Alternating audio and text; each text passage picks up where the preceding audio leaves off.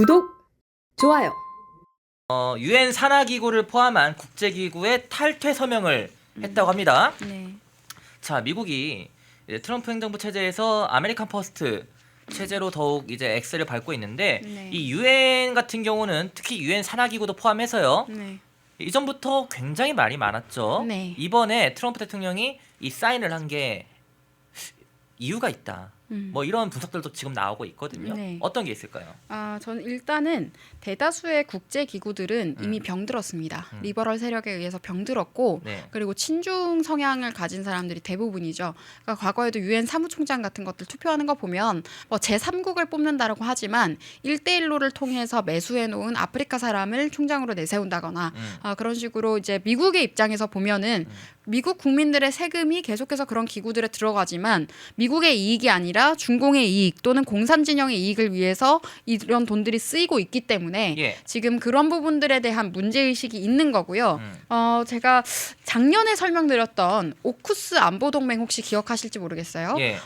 미국과 영연방 국가들이 함께 하고 있고 일본도 기술협력국으로 들어가 있고 우리나라도 기술협력국으로 함께 했어야 됩니다. 그래서 윤석열 정부 때 그런 부분에 대한 여러 가지 공조를 하고 있었는데 예. 지금 이재명 정부 들어서 끊겼죠. 근데 이제 그런 부분들도 준비를 하고 있었던 걸 볼 때 예. 저는 새로운 국제기구 질서가 나타날 수도 있겠다라는 생각을 하고요.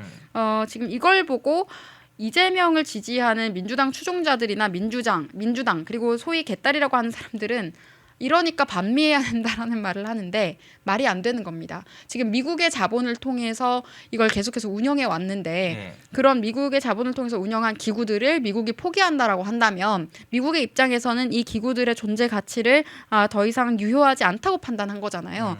그렇게 된다면 이 기구들이 어떤 문제가 있길래 저를 쓸까에 원래는 생각이 가야 저는 그렇죠. 정상적 논리 전개입니다. 그동안 잘 돈까지 상당 지분을 돈을 들여서 이렇게 유지를 해오다가 왜 이번에 탈퇴를 했을까가 네. 궁금증이 나와야 되는 거잖아요. 네, 지금 그리고 자금 지원을 일괄 중단한다라고 지금 얘기를 했는데 그 주요 기구를 보면은 유엔 기후 변화 협약이 있어요. 제가 이걸 짚어드리고 싶은 것이 이게 중국 공산당과 리버럴들 좌파들의 프로파간다인 환경파리를 위한 목적으로 활용이 됐었습니다.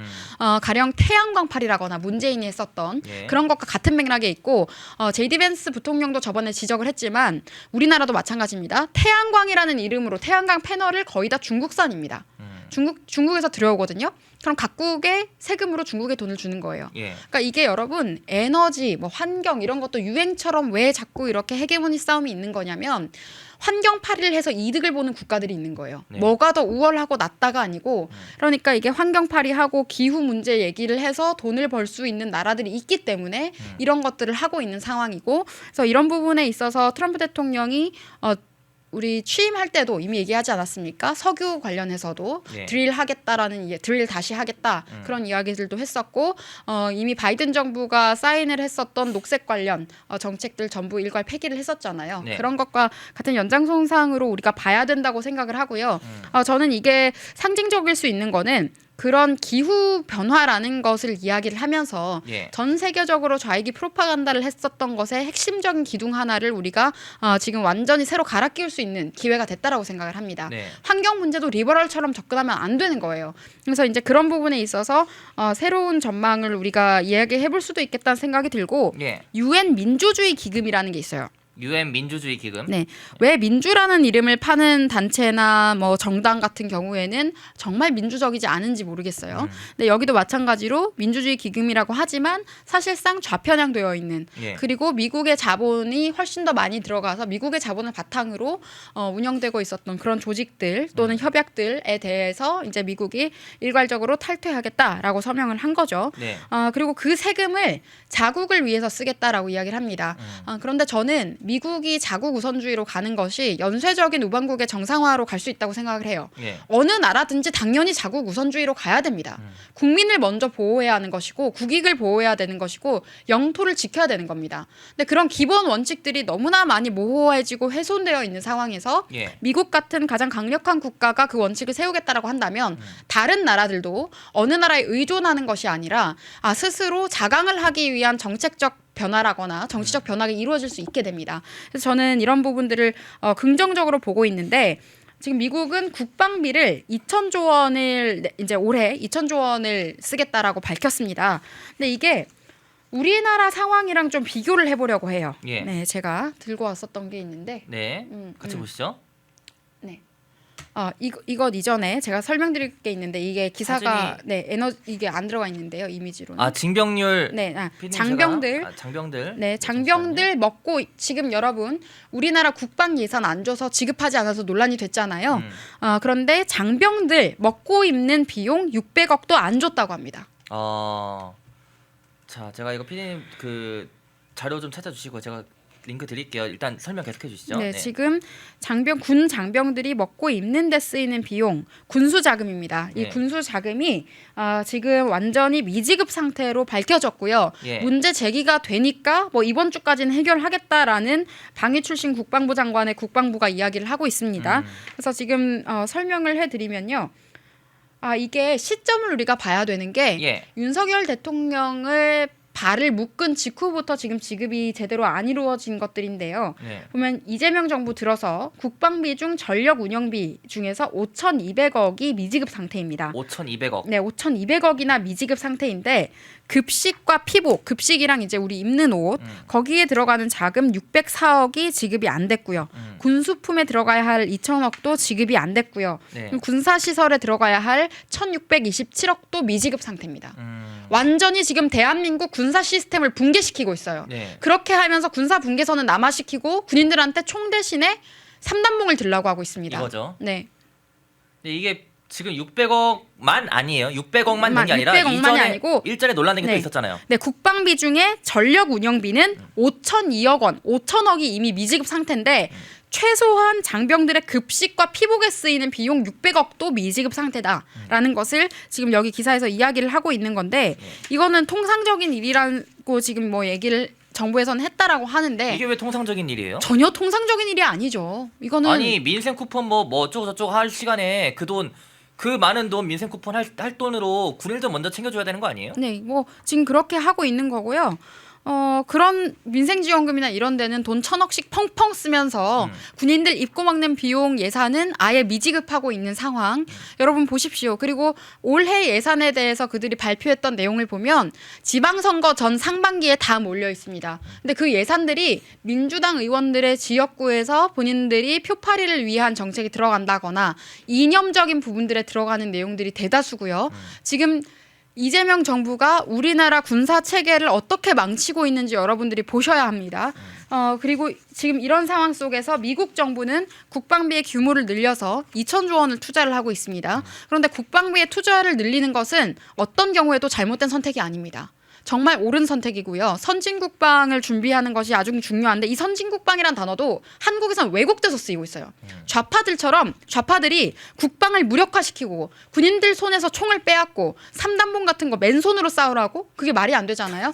그렇게 하고 있고 맨손으로 어떻게 싸워요? 그리고 상명하복 시스템이 철저히 유지되어야 하는 경우는 군인 조직은 더더욱 그래야 하는데 지금 이번에도 오히려 명령을 어긴 사람들에게 포상을 주고 있습니다. 명령을 어긴 자들에게 포상을 주고 있고 군인으로서의 원칙을 지켰던 사람들에게는 갖은 모욕을 주면서 사직을 강요를 한다거나 은연중에 계속해서 지금 괴롭히고 있거든요. 이런 상황들이 연출이 되고 있다라는 점을 한번 말씀을 드리면서 지금 우리 우방국들은 우리나라와 같은 방향으로 가고 있지 않습니다. 정말 이러다가는 이재명 정부가 우리나라는 중공과 우방국이다라는 소리를 하는 게 아니냐라는 걱정이 됐는데 지금 국방부 장관이 어떤 말을 했는지 한번 보겠습니다. 이거죠. 네. 지금 방첩사를 또 해체하겠다고 합니다. 네, 그리고 저 아까 이것도 제가 드렸던 건데. 어떤 거죠? 네, 지금 한중 해군. 그거는 네, 이재명의 입에서 직접 나온 말입니다. 오늘 2시경 속보였는데요. 한중 해군이 서해에서 공동으로 수색 구조 훈련을 하는 것을 제안했습니다. 중국과 군사 훈련을 하는 것을 이재명이 입에 올렸습니다. 미국에게는 미군 점령군이라고 이야기를 하고 중국과 공동 군사훈련을 하겠다라는 말도 안 되는 이야기를 지금 입에 올렸는데 제가 납득할 수 없는 것은 역사를 잊지 말자라는 이야기를 항상 하면서 반일파리를 하는 사람들이 네. 가장 가까운 역사, 전쟁 역사인 6.25 전쟁에서 북괴가 남침을 하면서 중공군이 인해 전술을 쓰면서 대한민국 국민들을 얼마나 많이 사살을 했고 얼마나 많이 짓밟아 왔는지에 대해서는 아무 인식도 없는 것이 가장 큰 문제입니다. 지금 2026년에 대한민국에서 매국노는 친중, 중공 세력이 매국노다라는 것을 다시 한번 말씀드리고요.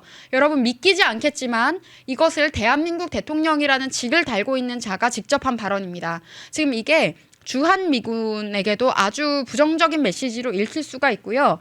지금 주한미국 대사가 계속 1년 이상 공석입니다. 1년 이상 공석인 상황에서 대사 대리도 미국으로 복귀를 한 상황이기 때문에 앞으로 주한미국 대사를 누구를 보낼지 트럼프 정부가 그런 것들도 우리가 좀 지켜봐야 하겠고 최근에 마두로를 생포하면서 트럼프 대통령과 백악관 공식 계정에 올라왔던 파포라거나 그 이제 김해공항 배경으로 찍은 그 사진 같은 것들도 많은 분들이 주목을 하셨었는데 지금 한중 합동훈련을 하겠다라는 이야기가 대한민국 대통령이라는 직함을 가진 사람이 했다라는 거는 이미 실무 진전이 이루어진 겁니다. 여러분 이게 공식적으로 이런 입장이 나오는 게요. 실무 진전을 하기 전에 얘기 안 합니다. 실무적으로 서로 이미 정보 교환을 다 해놓은 상태에서 이런 이야기를 하는 거고요. 예. 그러니까 이게 제도적으로 간첩행위 하겠다라고 저는 선언을 했다고 봤고 그동안에는 뭐 유학생이나 아니면은 관광객으로 위장한 중공 간첩들이 한국에 들어와서 한국 군사기밀 빼가고 그리고 우리 기술기밀 빼가고 예. 그리고 우리 주요 군사시설 안보시설 촬영해 갔지만 이제는 대놓고 그 정보를 공유하겠다라는 것과 다를 바가 없습니다. 그리고 서해 바다가 아주 중요한 것은 중국으로부터 들어오는 수많은 마약 문제 관련해서도 서해 바다에서 해경의 역할이 매우 중요했었는데 해경 해체했었던 것이 박근혜 대통령 탄핵했던 민주당이 또 그때도 해경 해체까지도 했었거든요. 예. 대한민국 사회 시스템을 무너뜨리고 있는 모습들을 우리가 지금 볼 수 있는 것이고 문재인 정부 당시에는 청와대 고위 인사가 사드 안보 기밀과 한미 연합군 훈련 기밀을 중국 측에 사전 제공해서 당시에 감사원에 의해서 적발이 된 사례가 있습니다. 그런데 이제 이 사람들이 이 모든 정보 안보 기밀, 군사 기밀 공유 그리고 연합 훈련까지도 중공군과 하겠다라는 걸 선언을 한 거거든요. 지금 이 이야기를 아무렇지 않게 말씀드려야 하는 제 상황도 저는 아이러니하다고 생각이 되고 이 정도 상황이 됐다면 국민들이 정말 분노했다라는 것을 우리가 제대로 보여줘야 할 때가 아닌가라는 생각이 저는 요즘에 정말 많이 듭니다. 네. 그리고 여기 앞서서 기사에 나온 것들, 저 안규백이 뭐라고 했는지 한번 짚어드려야 됩니다. 저 지금 방첩사도 여러분 방첩사가 뭐 하는 곳이에요? 간첩 잡는 곳입니다. 맞아요. 근데 이제 방첩사를 해체하겠다고 합니다. 여러분 검찰이 뭐 하는 곳이었죠? 범죄자 잡는 곳이죠. 그렇죠. 검찰 해체했죠. 간첩 잡는 방첩사 해체했죠. 근데 이게 정말 끔찍한 게요. 원래는 국정원의 핵심 권한이 대공 수사권이었습니다. 간첩에 대해서 수사권을 가지고 있었는데 문재인 때 그거를 없애버렸어요. 문재인 때 국정원 무력화를 이미 시켜놨고 핵심 기능을 빼버리면서 그러면서 이제는 그나마 군 내에 방첩사가 그 역할을 또 할 수가 있었는데 방첩사까지 해체하겠다고 합니다. 지금 뭐 수사, 방첩, 보안 기능을 분산한다라고 이야기를 하고 있는데 분산을 한다라는 건 말장난이에요. 네. 없애버리겠다라고 우리가 봐야 되고 인사첩보를 폐지한답니다. 주요 공무원들 중에서도 간첩 적발되는 거 아시죠? 박원순 서울시장 당시에 서울시 공무원이 알고 보니까 간첩이었다라는 사실이 밝혀진 적이 있습니다. 그렇게 지금 우리 정부 내에도 외교부 공무원일 수도 있고 국방부 공무원일 수도 있고 국정원 내부에도 간첩은 있을 수 있습니다. 근데 인사첩보를 폐지한다? 저는 이걸 보고 김현지 씨가 떠올랐어요.